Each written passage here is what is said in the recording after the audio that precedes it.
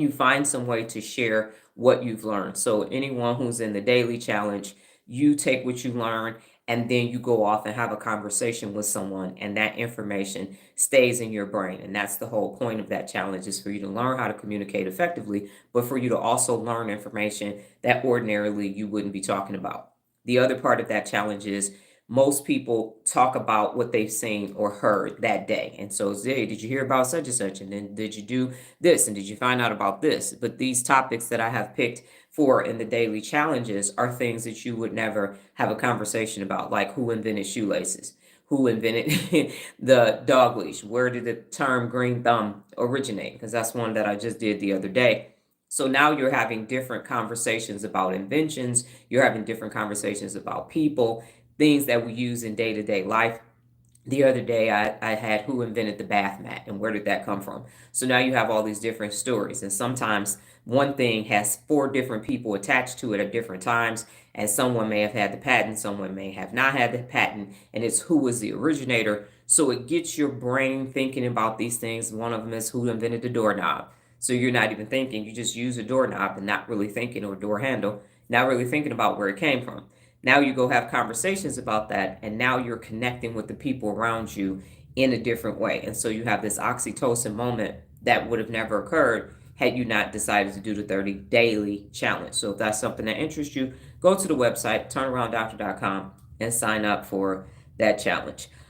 And then other ideas. So you can write a blog, you can write an article, you can create a podcast, or you can even create a small group. When I did used to attend church services, I went to mega churches at one point, and so they would have small groups, and you could pick, the small groups had different topics, so then you could go and sit with those small groups and find out more about whatever was the topic of that particular small group. So that worked out as well. So again, teach what you're learning to someone else. Things that you learn on this live, go off and teach to someone else. When you're doing a PA challenge, or if you're Real Leader Resources or anything else, go and share that information, because it's helping it solidify it in your mind, and then it's exposing another person to personal accountability, which is how we get to critical mass. And then the final one is build on previous learning. So you're using relational learning. And so this involves relating new info to things that you already know.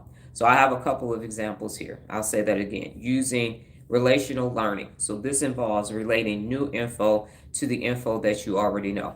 So I had my driver's license at 16.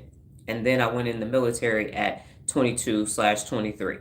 So I knew how to drive civilian vehicles. So I could drive a conversion van, a car, because I didn't have a car. So anybody, and I don't drive a manual transmission. So if you had an automatic transmission, I could drive your car. Big old vans didn't matter. I just need an automatic, yes, an automatic transmission, and then I'm going to be able to drive your car. So I knew how to drive all different types of civilian vehicles. Then I went to the military and had to learn how to drive a Humvee, had to learn how to drive a 15-passenger van. And so that was a different type of vehicle. And then even had to learn how to drive the military sedans on the post, the ones that pull you over on post to give you tickets. So I needed a new military driver's license for that. But because I was an MP, I then had to go through defensive driving. So you just saw it on an episode of SWAT, where you're driving through the cones, you got to back up and go forward and back up again and do all of those things.